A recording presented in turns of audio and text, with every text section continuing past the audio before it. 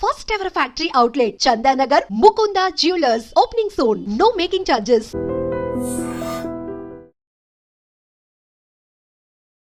Hi guys, welcome to I dream. నేను మీ చాణక్య. అంటే mutual ఫండ్స్లో ఎవరైనా ఇన్వెస్ట్ చేస్తున్నారు అనేటప్పటికీ మనము చాలా వీడియోస్ అనేది కూడా చూసే ఉంటాం. ఏంటంటే మ్యూచువల్ ఫండ్స్లో మనం ఇన్వెస్ట్ చేస్తే ₹1,00,00,000 సంపాదించవచ్చు, అది పాసిబుల్ అవుతుంది అని అంటుంటారు. అదే ఇంకొంతమందిని అడిగితే అదంతా స్కామ్ రా బాబు అని చెప్పేసి ఇలాంటివన్నీ చెప్తూ ఉంటారు. నిజంగా అది ఒక స్కామా లేకపోతే నిజంగా సంపాదించచ్చా? ఈ యొక్క క్వశ్చన్ మీద మనకు కావాల్సిన ఆన్సర్, ప్రాపర్ ఆన్సర్ని కూడా ఇవ్వడానికి ఇప్పుడు మనతో పాటు కూడా ఉన్నారు మన పర్సనల్ ఫైనాన్షియల్ అడ్వైజర్ అయిన సుభాష్ బాబు గారు. మరి సార్ని అడిగి తెలుసుకుందాం. Hi sir. హాయ్ అండి. సార్, ఒకటేసారి ₹1,00,00,000 సంపాదించవచ్చు అనేటప్పటికీ ఛాలెంజ్ సినిమాలో చిరంజీవి గారిలేగా. సో అది ఎట్లా అంటే ఇన్ని పనులు చేయాలి ఇట్లా అనుకుంటాం. కాకపోతే మ్యూచువల్ ఫండ్స్ ద్వారా కూడా మనం ₹1,00,00,000 సంపాదించవచ్చు అని అంటుంటే కొంతమంది అయితే స్కామ్ అని కూడా అంటుంటారు. దీనికి యాజ్ ఏ పర్సనల్ ఫైనాన్షియల్ అడ్వైజర్గా మీరేం చెప్తారు సార్? ఫస్ట్ ఆఫ్ ఆల్ ఇది మ్యూచువల్ ఫండ్స్ అంటే మనకు అందరూ ఐడియా ఉండాలి చాలామందికి. అది పవర్ ఆఫ్ కాంపౌండింగ్ అనే ఫండమెంటల్ కాన్సెప్ట్ రన్ అవుతుంది. అది పవర్ ఆఫ్ కాంపౌండింగ్ అంటే మనం కాంపౌండ్ ఇంట్రెస్ట్, చక్రవడ్డీ, బారు వడ్డీ, అది చిన్నప్పుడు చదువుకున్న అరిథమెటిక్ మన లైఫ్లో చూస్తాం. ఈ కాంపౌండ్ ఇంట్రెస్ట్ యాక్చువల్గా ఆ కాంపౌండ్ ఇంట్రెస్ట్ చేసే మ్యాజిక్ ఇంత అంత కాదు, సూపర్ మ్యాజిక్ చేయగలదు కాంపౌండ్ ఇంట్రెస్ట్. అందుకే గొప్ప సైంటిస్ట్ అయిన Einstein compound interest is the 8th wonder of the world అని ఆయనే అన్నారు. Okay, those who understand compound interest can learn and earn from it, those who don't pay for it అని. Okay, సింపుల్గా చెప్పాలి అంటే మనం క్రెడిట్ కార్డులో జాగ్రత్తగా స్మార్ట్గా కానీ మనం వాడుకుంటే జాగ్రత్తగా స్మార్ట్గా మనం డబ్బును మేనేజ్ చేసుకోవచ్చు మనం. ఓకే, అది కానీ వాడుకోలేకపోతే మన పెనల్ ఇంట్రెస్ట్, కాంపౌండ్ ఇంట్రెస్ట్ పడుతుంది. 24 or 36% కార్డు వాళ్ళు వేస్తారు. అది మన రూయిన్ చేసేస్తుంది అది. సో మనం జాగ్రత్తగా వాడుకుంటే ఏదైనా మన బెనిఫిట్ అని అనుకోవాలి. Back to mutual funds and compounding, power of compounding. ₹1,00,00,000 కాదు, 10 కోట్లు, 20 కోట్లు, 30 కోట్లు కూడా సంపాదించవచ్చు. ఓకే, దానికి కావాల్సిన time, discipline and sustained investment, ఈ 3 ఉంటే కోటి చాలా పరిపాటిగా సంపాదించవచ్చు. ఒక ఎగ్జాంపుల్ చెప్పాలి అంటే ఒక ₹20,000 మనం ఇన్వెస్ట్ చేయగలమా నెలకి? అంటే ₹1,00,000 వచ్చే మనిషి ₹20,000 పక్కన పెట్టి ఇన్వెస్ట్ చేస్తే నా లెక్కలో ఒక 15 ఏళ్లలో ప్రస్తుత మార్కెట్ పరిస్థితుల్లో ₹1,00,00,000 ఈజీగా టచ్ అయిపోతుంది. ఓకే, అంటే టెండూల్కర్ 4 కొట్టేంత ఈజీగా మనం ₹1,00,00,000 సంపాదించవచ్చు. 15 ఏళ్ళు. ఓకే, అంటే 15 ఏళ్ళు అంటే మనం అదే 15 ఏళ్ళు చాలా లాంగ్ టైం అని ఫీలింగ్ రావచ్చు మనకి. ఇప్పుడు 25లో ఉన్నాం మనం. 2010 బాగా వైవిడ్గా జ్ఞాపకం అందరికీ. 2010లో ఎక్కడ ఉన్నా ఏం చేసామని. అప్పుడే 15 ఏళ్ళు అయిపోయింది కదా మనం తెలియకుండానే. అలాగే తెలియకుండా 15 ఏళ్ళు ముందు కూడా అయిపోతుంది. కానీ మనకు కావాల్సింది సిస్టమేటిక్గా ఇన్వెస్ట్ చేయాలి. ఓకే, ఎస్ఐపి అవ్వచ్చు.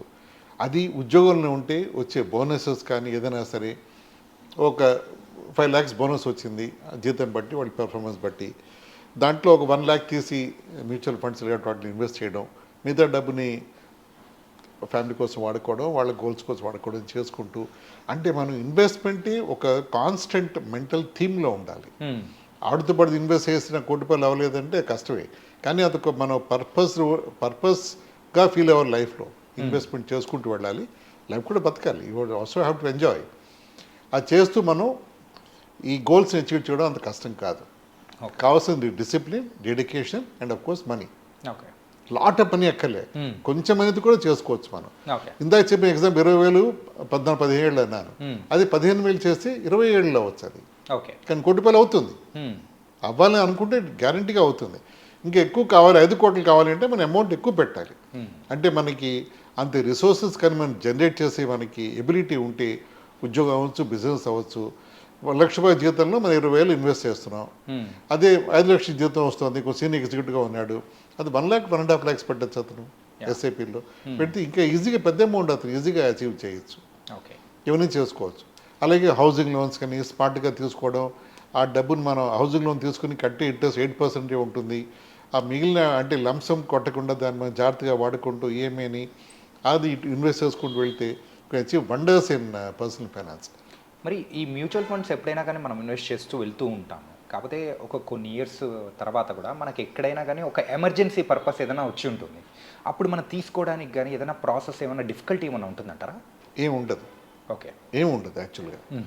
నార్మల్గా ఒక పర్సనల్ అడ్వైజర్గా, ఫైనాన్షియల్ అడ్వైజర్గా మేము చేస్తామంటే ఒక ఫ్యామిలీకి లిక్విడిటీ రేషియో అంటాం. అంటే మీ నెల ఖర్చు ఎంత ఉంటుంది, ఒక 6 నెలల ఖర్చు మనం దాన్ని ఒక లిక్విడ్ ఫండ్లో పెట్టుకుంటాం. అంటే ఈజీగా తీయడానికి సులువుగా ఉండడం కోసం ఒక 50,000 అవుతుంది మా ఇంటి ఫ్యామిలీకి, ఒక 3 lakhs 4 lakhs మనం లిక్విడ్ ఫండ్లో పెట్టేసుకుంటే గొప్ప అవసరం వస్తే తీసుకోవచ్చు. ఉద్యోగం మారుతున్నాడు ఆ వ్యక్తి, ఒక 3-4 months అతనికి జీతం రాకపోవచ్చు, ఈ డబ్బుతో అతను మిగతా సేవింగ్స్ తీయకుండా ఈ లిక్విడ్ ఫండ్తో అతను లైఫ్ గడిపేయచ్చు. మళ్ళీ అతను ఉద్యోగం రాగానే మళ్ళీ ఈ లిక్విడ్ ఫండ్ని మళ్ళీ భర్తీ చేసేస్తే అది ఇదైపోతుంది.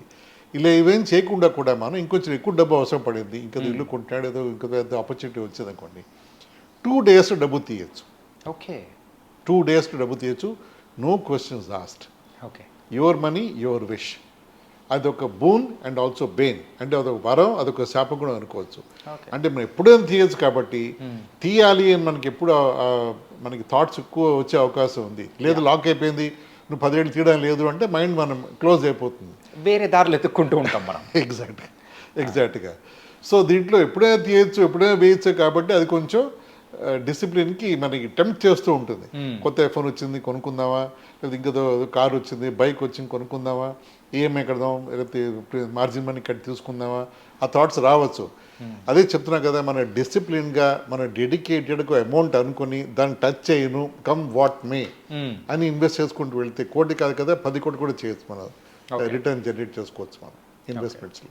ఈ కాంపౌండింగ్ గురించి మీరు చెప్పారు కదా సార్, ఈ కాంపౌండింగ్ అనేది ఎలా ఉంటుంది ఏంటి అసలు యాక్చువల్గా? అది సింపుల్గా చెప్పాలి అంటే ఇందాక చెప్పా కదా, మన ఎగ్జాంపుల్ 20,000 నెలకి వేసుకుంటూ వెళ్ళిన తర్వాత 15 ఏళ్ళలో 1 కోటి రూపాయలు దాదాపు అవుతున్నాను.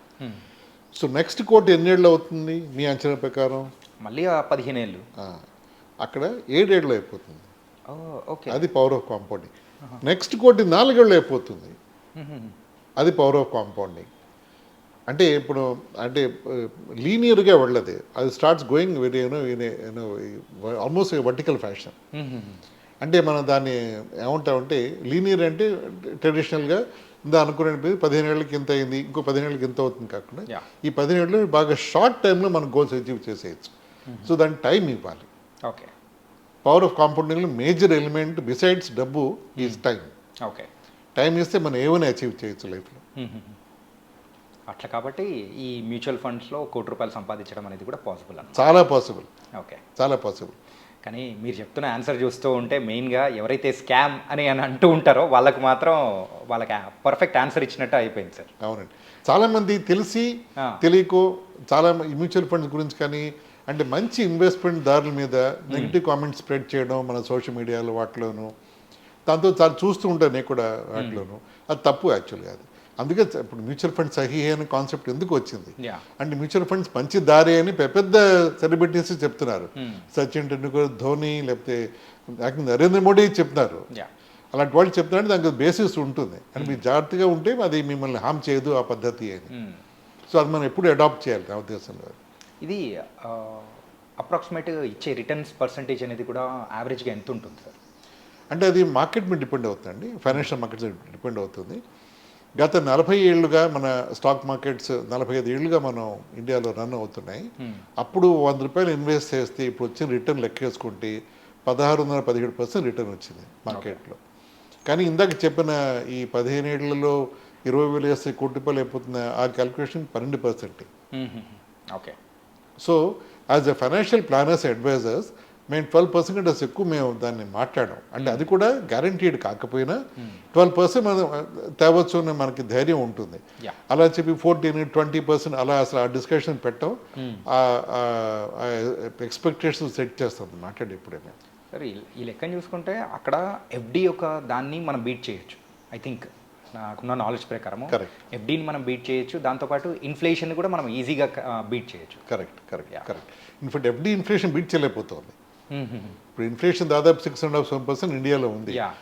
లైఫ్ స్టైల్ ఇన్ఫ్లేషన్ ఇంకా ఎక్కువే ఉంది, 9-10% లైఫ్ స్టైల్ ఇన్ఫ్లేషన్. అంటే లైఫ్ స్టైల్ అంటే మన బట్టలు, మన మెడికల్ ట్రీట్మెంట్ అవన్నీ కూడా 10-12%లో అయిపోతుంది తెలియకుండానే. ఎఫ్డీ 6-7% రాదు.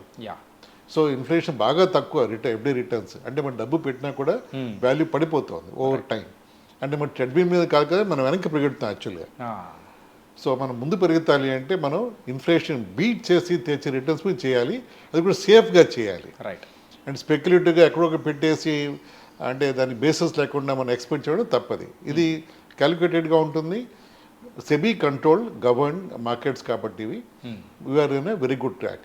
ఇవన్నీ కూడా అల్టిమేట్గా వచ్చేది ఎకానమీ మీద. ఎకానమీ 6.5 జీడిపిలో ఉన్నాం మనం. So by 2031 third largest economy అయిపోతామని మన అంచనాలు ఎస్టిమేట్స్ ఉన్నాయి. థర్డ్ లార్జెస్ట్ అంటే ఫస్ట్ యూఎస్ఏ, తర్వాత చైనా, తర్వాత థర్డ్ ఇండియా. ఆ పొజిషన్ ఉన్నామంటే చాలా సెక్టర్స్ బాగా పెర్ఫామ్ చేస్తూ ఉంటాయి. ఉద్యోగాలు అవ్వచ్చు, డబ్బులు అవ్వచ్చు, ఫైనాన్షియల్ సెక్టర్ అవ్వచ్చు, ఇవన్నీ కూడా బాగా యాక్టివ్గా వైబ్రెంట్గా ఉంటాయి కాబట్టి మనకి ఎంప్లాయ్మెంట్ అన్నీ కూడా బాగుంటాయి. డబ్బు will be more in circulation. It was very nice sir. Mutual funds మీద అసలు లేమెన్కి కూడా అర్థమయ్యేటట్టు కూడా చాలా చక్కగా చెప్పారు. సో మేము కూడా ఇన్వెస్ట్ చేయడానికి స్టార్ట్ చేస్తాం సార్ మీ యొక్క సలహా తర్వాత. Thank you so much. Thank you.